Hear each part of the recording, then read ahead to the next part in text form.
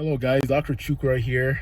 Just running around doing some errands and going to be going home here momentarily to go get things cleaned up and get things situated. Before I do though, I wanted to put together some thoughts. I find that whenever I get this urge to talk about something, if I don't follow it up with massive action, my inner chatter talks me out of it and I inadvertently end up not doing it or doing it later, and by then when it's done it loses the substance that is intended to be shared. So very important, when you think about something, follow it up with absolute massive action.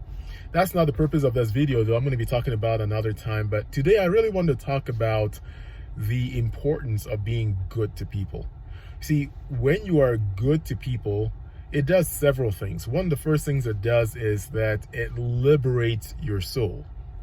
People who have their souls liberated are free.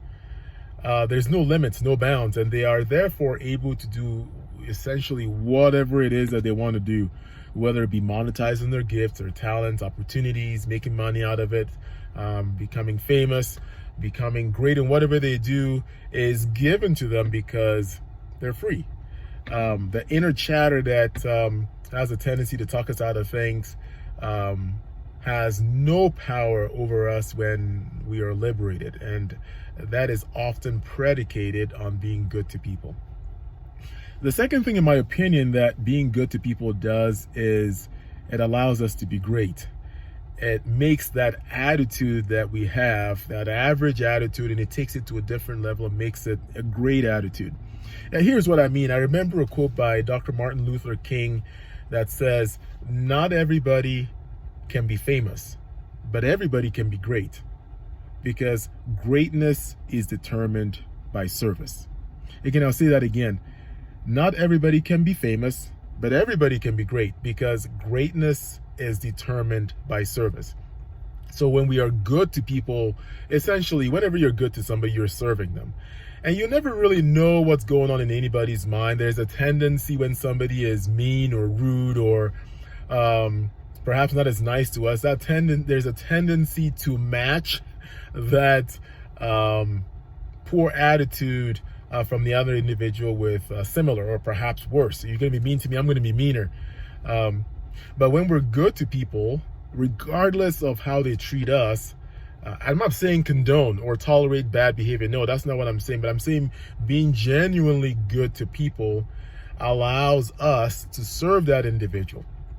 And when we serve that individual, being good to that individual has a way of bringing out the good in that other individual.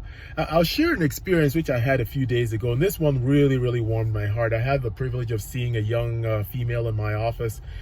Really, really sweet girl. Was seeing me for things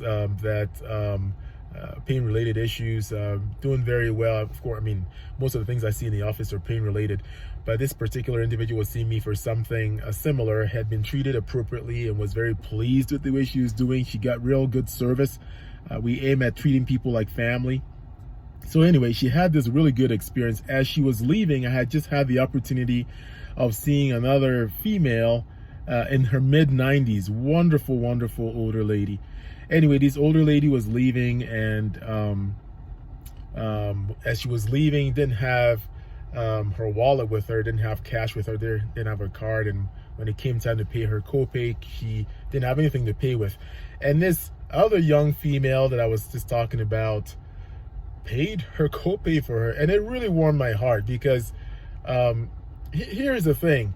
It's easy to give when we have an abundance, but when you don't have an abundance, it's harder to give.